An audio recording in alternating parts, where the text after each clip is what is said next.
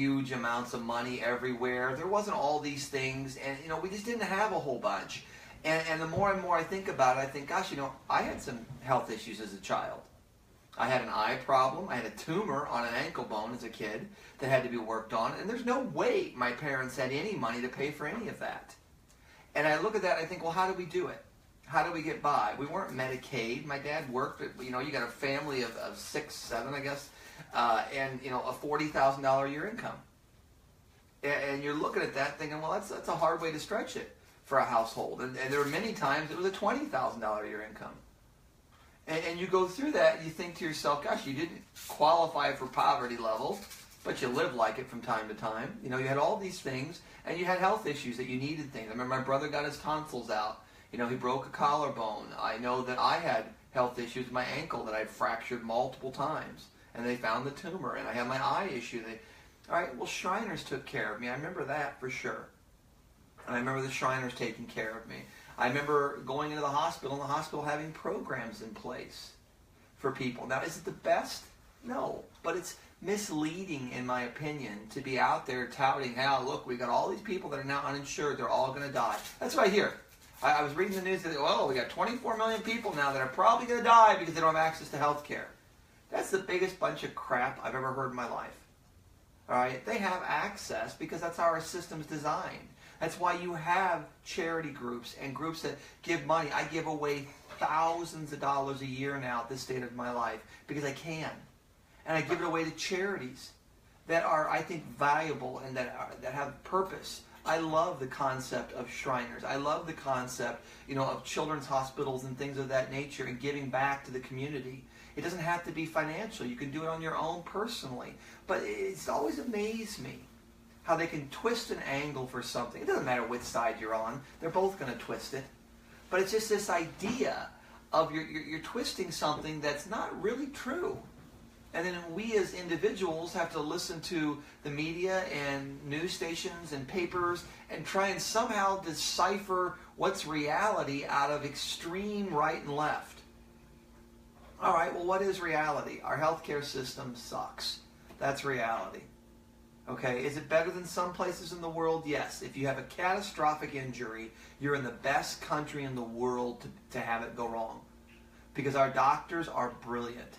Our technology is first level, cutting edge. All right, we're there. The problem is that's not what is causing most of the death rates in our country. The majority of our deaths and things are now coming through chronic conditions. Heart disease, cancers, strokes, diabetes, Alzheimer's. These are the things that cause the majority of deaths now in our nation. So we look at that and we think, well, okay, how many of those things are acute, traumatic? A heart attack is acute, but why it happened, it's 20, 30 years of degeneration and wear and tear that led to it. So when we're talking about the healthcare bill and we're talking about the concept behind healthcare and what we're doing, guys, prevention is health care. And the key word there is health care. Right? If you go into a hospital and you're seeing there's many, many phenomenal physicians in Springfield. You're seeing these guys. That means you're in a traumatic care situation. All right? Yeah, it's health, I guess, but it's more trauma care. And if you look at the medical paradigm and how it was designed, it follows the founder of modern medicine was a doctor named Virchow. And Virchow's paradigm that he put together was designed to deal with acute traumatic care and infectious disease. Hey, it rock-started. It was great. It worked really, really, really, really, really well. But the problem is that's not what's killing everybody today. We still have that. It's still a problem from time to time. But you're looking at a time when, 150 years ago, 80% of the population was dying from acute traumas and accidents and putting a child in a mine somewhere. I mean, that's what people were dying from. Cholera outbreaks, typhoid outbreaks. But hygiene changed a lot of that.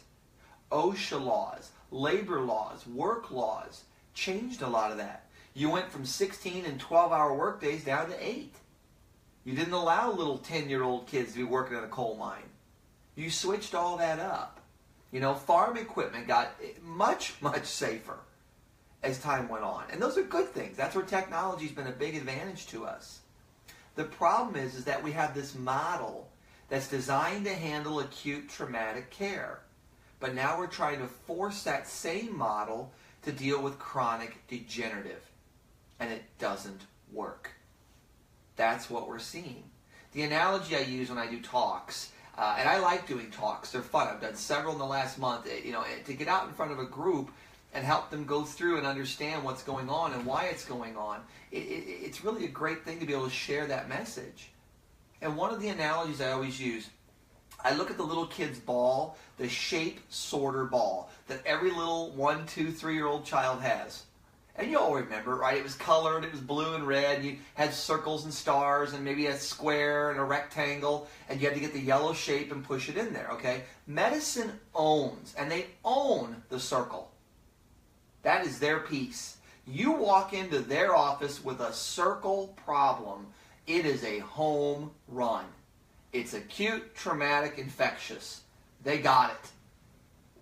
But what if you walk in with a square? Or a triangle problem? Or a rectangle? Or that little hexagon? Or the oval? Or the half moon? You get what I'm getting at? There are other things out there. What if you walk in with one of those? They have the circle. So they're going to put the circle into that square. They're going to force it in. And that is why when we were talking earlier, and I was talking about the expenditure that we put out. Guys, that's straight. It was CDC, and where else did I get the statistics from? That's what we're looking at from our own U.S. government. It's telling them you're going to spend $400,000 per person. That is the national average. And you look at that and you think, gosh, all right, what am I getting for it? Do we cure cancer? Nope. Do we cure heart disease? Nope. How about stroke? Diabetes? Alzheimer's? I'm still stuck on nope. So if we don't cure these things, if we don't get rid of these things, then what do? What are you spending almost $500,000 on? That's the problem. And that's the problem you're seeing with our healthcare system right now, is that you see exorbitant fees and things being rushed through to make money. And it's not your doctor doing it. It's the system. And that's what's got to change. The system has to change. It's stupid, but here's a really good example. I got a few labs in the other day, okay, and they're measuring. One doctor is telling this patient, oh my gosh, your blood sugar's out of control. I'm going to put you on metformin because your blood sugar is 101. You're diabetic. Now another one, and the lab says, 60 to 99. Well, you're over. I think it's time for you to go on it. You're pre-diabetic.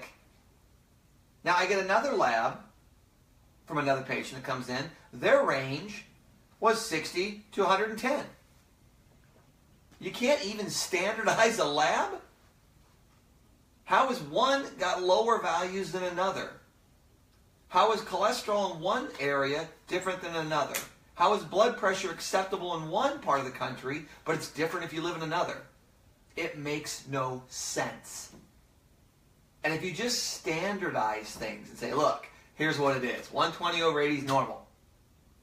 140 over 90, and you're getting borderline. You get above that, we got to pay attention to it. But you can't go changing the numbers just to make it fit what you want.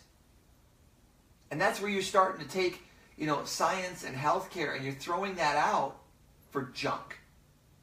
It's not what it was meant to be. And this is all just the healthcare bill.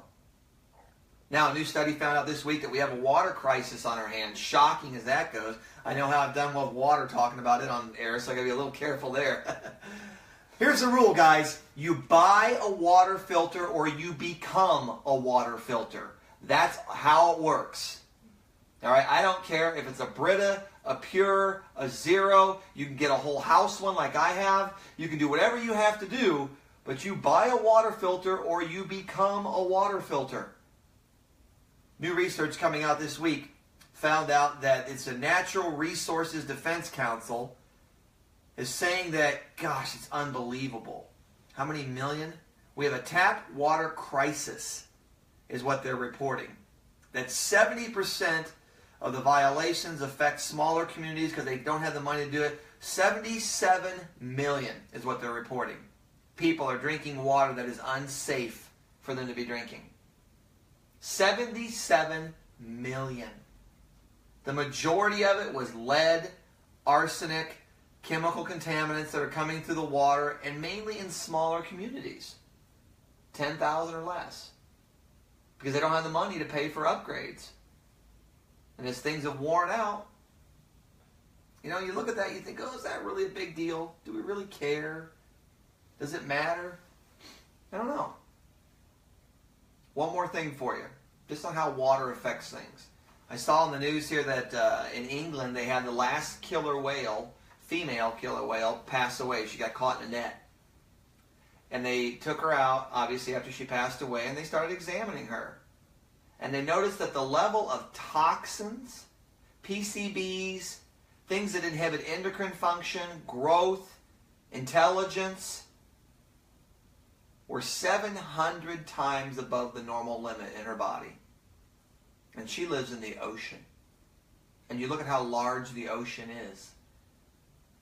All right, guys, things that we do environmentally, chemically, things that we're doing, it's going to affect us. There's no way it can't. I'm Dr. Shaw. I'll be back in just a moment.